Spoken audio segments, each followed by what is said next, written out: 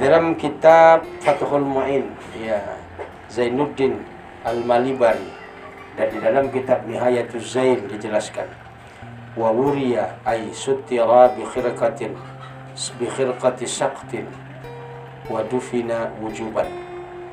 Apabila anak keguguran, bukan anak keguguran, omak keguguran.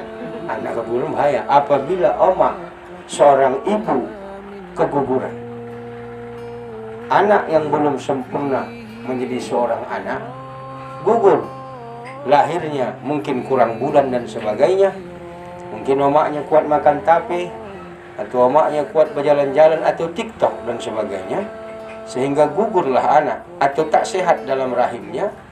Maka dalam kasus fardu kifayahnya, jangan pala pening-pening, dua hal saja, sutira, dibungkus. Artinya apa? Dikafani. Kemudian wadufina, akuburkan. Maka ada dua hal saja, kafan, kubur. Jadi kalau ada nanti orang keguguran, tengok modelnya, kapan kubur, selesai. Katifli kafirin, ya, nataqa bisyahadataini, sama dengan anak orang kafir. Omaknya Kristen, ayahnya Kristen, dia lahir jadi orang Kristen, belum balik. Nah, itu meninggal dia, anaknya kan belum berdosa tuh, Bu, karena dia belum balik. Nah, itu dia. Nataqa bisyahadataini, iya. Dia udah pula mengucapkan dua kalimat syahadat, tapi belum balik, belum dihukum taklif, belum dianggap balik, belum kena hukum. Ini paham? Sama, kalau ada anak seperti itu meninggal, bungkus, kuburkan. Kapan kan? Kuburkan. Wala yajibu ghusluha, tidak pala wajib dimandikan. Jadi anak seperti itu tidak mesti dimandikan.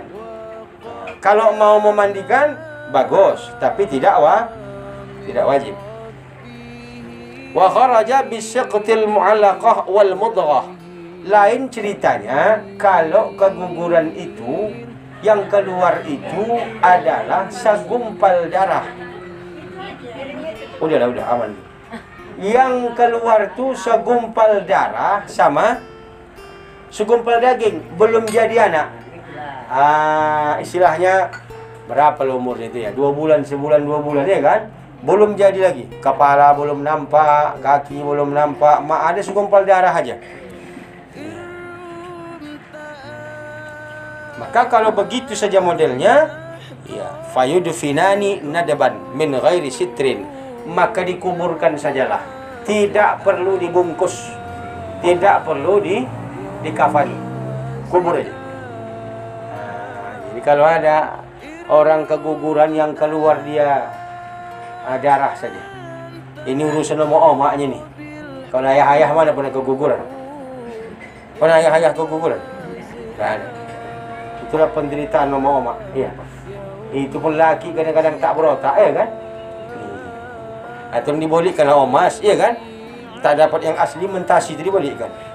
Tenaga 35.000. Ibu kalau melahirkan apa hadiah laki ibu? Alah bayar. Itulah bayar. Minta beli omas. Tak dapat omas, mentasi balikkan. Itu ada sekarang, Bu. Lebar 35.000. Kalau sampai harga 50.000, golang tuh, bila 10 biji. Sampai ke apa? Ke siku panjang. Maka dikuburkan aja, tidak perlu anak itu, tidak perlu yang segumpal darah itu atau segumpal daging itu dikapan-kapan, tidak perlu. Cukup kuburkan. Nah, ini pikir, ingat-ingat nih, Bu. Jangan lupa ini. Makanya catat. Pakai akal pikir, ingat-ingat aja. Kalau tak mau mencatat, ingat-ingat. Walau infasala ba'da 4 ashhur, ghusila wa kuffina wa duffina wujuban. Kalau yang keluar dari perut omaknya itu yang keguguran tadi 4 bulan ke atas. Adik ingat, 4 bulan ke atas. Jadi kalau sudah di perutnya 4 bulan, maka mestilah dimandikan, mestilah dikapankan, mestilah dikuburkan. Baik, kalau ada anak-anak keguguran mamanya, keluar anaknya umur 5 bulan, diapakan Bu? 3 perkara. Mandikan, kapani, kuburkan. Tidak disolatkan. Jangan disembayangkan. Mandikan, kafani, kuburkan. Tidak disolatkan. Baik. Fa in ukhtulija wastuhila. Fa in, jika anak tadi ikhtalaja, ikhtalaja artinya bergorak, bukan digorakkan. Kalau digorakkan bikin bidan, enggak, bergerak dia sudah. Keluar dari perut omaknya, bergerak dia. Istahala, keluar dari perut mamaknya, menjerit dia. Katanya. Habis itu mati. Maka yang seperti itu wadufina wujuban, mestilah mestilah seperti itu. Ba'da infisalihi shalla anhu wujuban, mestilah dia disolatkan. Maka kapankah anak yang keguguran omaknya dianggap dia bisa disolatkan? Ketika menjorit. Maka tanya omaknya, tadi ada menjorit? Ada. Siapa? Aku. Oh bukan, kalau omaknya bukan, anak-anaknya. Kalau omaknya menjorit tak harus hukum. Atau menjorit omaknya, udah, sholatkan. Tidak. Anak yang lahir itu keluar itu menjorit tidak. Kalau dia tak menjorit, bergerak tidak. Kalau ada menjerit, ada bergerak, berarti ada kehidupan, maka sholatkanlah. Jatuhlah 4 fardu kifayah. Yang pertama, mandikan. Kedua, kapankan. Ketiga, sholatkan. Keempat, kuburkan. Namun apabila menjerit tidak, bergorak tidak, tanda kehidupan tidak, 4 bulan ke atas, 3 perkara. Mandikan, kafankan, kuburkan. Oh rupanya bukan, masih segumpal darah saja yang keluar itu. Atau udah tak segumpal darah Ustaz, tapi 4 bulan ke bawah. Kalau begitu, kapankan, kuburkan. Rupanya Ustaz tidak, masih keluar darah-darah saja, bulat-bulat atau daging-daging aja yang bulat-bulat. Berarti kalau begitu, kuburkan saja. Udah ingat Bu? Alhamdulillah. Begitu dah, hebat dah. Ingat dah, habis cerita. Macam mana cerita omaknya? Ini omaknya. Ini ayah ni tak ada susahnya kalau perkara beranak. Paling-paling susah memikirkan uang ongkos bersalin. Kalau beranak mana ada masalahnya. Ibu yang mampus menahankan, dia merokok-rokok kiri kanan kanan kiri, kiri kanan kanan kiri. Paling-paling sobar kodek, mengucap kodek, mengucap kodek, mengucap. Kau pikir nak mati aku, kata bininya. Diam dia. Bagaimana kalau kejadian Ustaz? Datang kata dokter, ini bapak ada 2 nyawa yang tidak bisa diselamatkan dua-duanya. Kalau selamat induk, bukan induknya ayam ya. Kalau selamat omaknya, mamaknya, anaknya meninggal. Kalau anaknya selamat, mamaknya meninggal. Jadi ayah tidak boleh memilih, berlaku hukum. Udahlah, selamatkan saja mamaknya. Kenapa? Mamaknya sudah pasti hidupnya, anaknya belum pasti hidup. Tidak boleh, muak udahlah, omaknya matikan dah, selesai. Kenapa mamaknya mati Pak? Muak aku menengoknya. Biar anaknya saja sama aku. Oh tak bisa. Atau omaknya meminta, udahlah Pak dokter, aku rasa biarlah selamat anakku. Aku udahlah. Iya. Kata si mama, kenapa? Besar kali harapan lakiku supaya dapat anak laki-laki. Ini anak laki-laki, matiku matilah. Tidak boleh. Secara hukum fikih yang berlaku, maknya diselamatkan yang sudah wajib hidup. Walaupun muak lakinya sama maknya, tahankan. Wala tudfanu imra'atan matat fi batniha janinun. Bagaimana ceritanya kalau mama meninggal di dalam perutnya ada anak? Pernah kejadian apa tidak? Yang meninggal mama dalam perut ada anak. Jangan dikuburkan cepat-cepat. Hatta yatahaqqaqa, sampai jelas mautahu, sampai jelas mati, meninggal. Siapa meninggal? Bukan mamanya. Anak di dalam perut. Mana tahu ada kata dokter anak bergerak-gerak, perutnya bergerak-gerak katanya kan.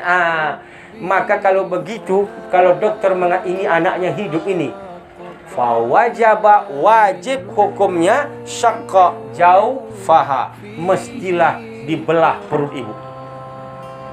Dibelah perut mama yang meninggal tadi, karena anaknya kata dokter yang membilang dokter ya. Jangan pula biqaulil qawabil, sesuai dengan pendapat bidan atau dokter atau dukun beranak yang ahli. Bukan tukang kredit, bukan. Hidupnya itu kata tukang kredit, bukan. Yang bercakap ni dokter. Dibolahlah perut mama. Sedih mak yang dia meninggal ya kan. Tapi demi anak dalam perut. Wan nabsu lahu in rajiya hayatuh. Kalau seandainya sudah terkubur tadi mama, datang dokter, anak-anaknya hidup itu mau dioperasi, dibongkar balik kuburan. Kata kitab.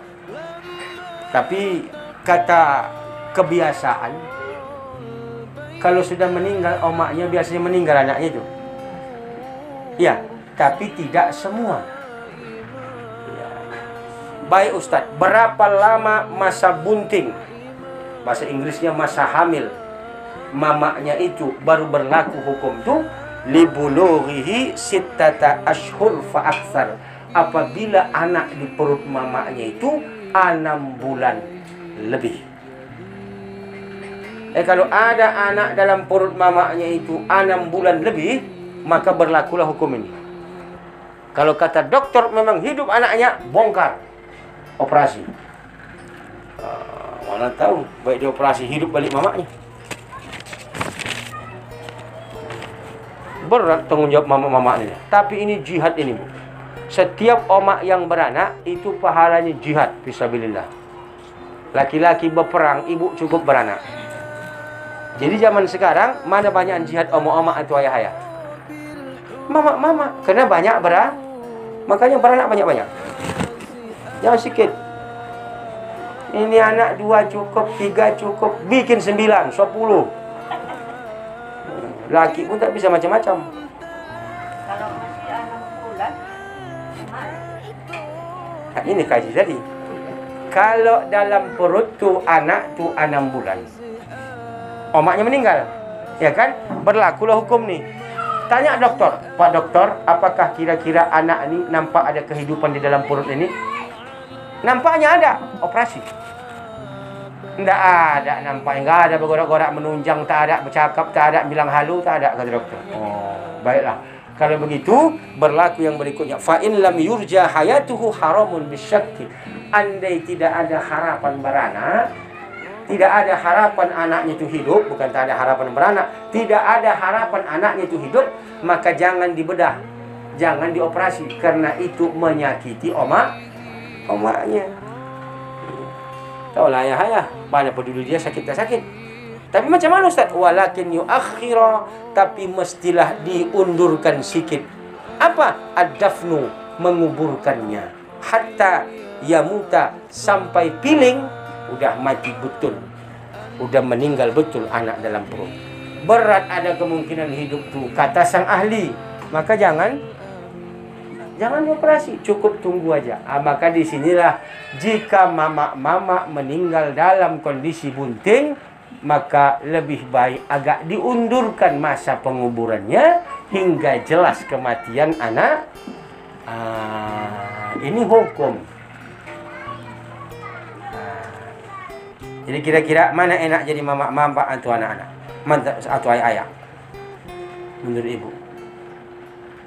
Enak jadi mama. Kenapa tidak ayah-ayah yang melahirkan? Kira-kira menurut ibu apa hikmah?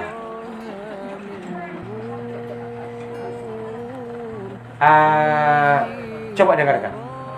Dalam salah satu buku saya baca, kemampuan seorang manusia menahankan penyakit itu tidak lebih dari 45% kemampuan tubuh.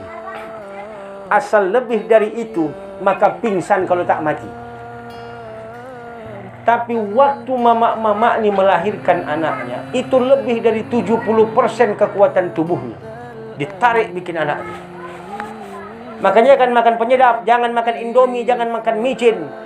Itu kalau anak-anak gadis sekarang makan penyedap, Indomie, micin, asal beranak sekali rontok badannya. Kenapa? 70% tubuh. Kekuatan tubuh tuh ditarik bikin anak tuh. Itulah ditanggungkan mama-mama tuh. Makanya kok doa kat lakinya, apa dah kau doakan? Kata bininya, gara-gara kau lah ni. Kata istrinya, ya kan? Diam laki. Laki suami tak bisa menahan sakit seberat itu. Itu makanya ibu-ibu. Yang kedua, omak-omak ni cepat melupakan penyakit. Kalau suami kurasa beranak sekali begitu sakitnya, tak mau dia beranak lagi. Omak-omak tidak. Waktu melahirkan tu aja mengamuk dia. Habis itu, habis nanti 4 bulan, sekian bulan, dilokat-lokatinya lakinya. Apa lokat-lokat kata laki? Lupa dia sama sakit tadi. Itu makanya omak-omak melahirkan. Kira-kira ibu mau melahirkan lagi tidak? Iya, pahala jihad. Oh, no ya. Anak ni bu harta kita ni. Kalau ada anak ibu hafal Quran, 6 anak ibu, 6-6-nya hafal Quran. Apa tak enak? Anak jangan sikit-sikit. Ini anak 2. Satu bandit, satu bandot. Jim Sogarau. Tak ada harapan lagi. Kalau anak banyak, bandal 2 tinggal 4. Bandal 4 tinggal 2. Ada harapan. Kira-kira macam mana? Ya. Usah dengarkan KB itu. Apa KB? Tapi lah mak sekarang hobi berkabi. Kita mohon maaf, orang sebelah tak mau berkabi. Orang sebelah cucat anak. Awak Islam sibuk KB. Lama-lama sikit orang Islam. Betul apa tidak? Itu kata mak tu. Apa takut? Apalagi sekarang aku tengok beranak bukan pala sakit, sikit-sikit operasi. Iya, bisa pula aku tengok memilih waktu. Ya, ini tanggal cantik ini, bulan cantik lahir. Oh, lah bayar. Itulah canggihnya dunia sekarang. Insyaallah mudah-mudahan kita berdoa kepada Allah, ya. Ini pemahaman bagi kita apabila terjadi keguguran. Ya. Maka Ustadz, apa upaya supaya jangan gampang keguguran? Banyak-banyak sholat, baca Quran, dan sujud lama-lama bagi oma-oma yang hamil. Ya. Jangan banyak-banyak duduk, tidur. Sedikit duduk, tidur. Duduk, tidur. Banyak oma asal hamil nanti mengombanglah badannya. Duduk, tidur. Bergerak, bekerja. Ini kelemahan kita ini, anak sekarang duduk tidur, akhirnya masuk rumah sakit. Sujud itu, Bu, memposisikan anak dengan posisi normal melahirkan. Ketika ibu sujud, bergeser dia itu, Bu, pada posisi yang normal. Itulah. Makanya mama-mama dulu jarang nyawa dengar. Ya, payah operasi, iya kan? Sekarang sikit-sikit operasi. Sikit-sikit operasi sikit-sikit. Baiklah. Ada yang bertanya kira-kira seputaran anak ni? Kalau Ustaz tak ada, aku beranak lagi. Dah habiskan sikit agak begitu. Ya, Assalamualaikum warahmatullahi wabarakatuh.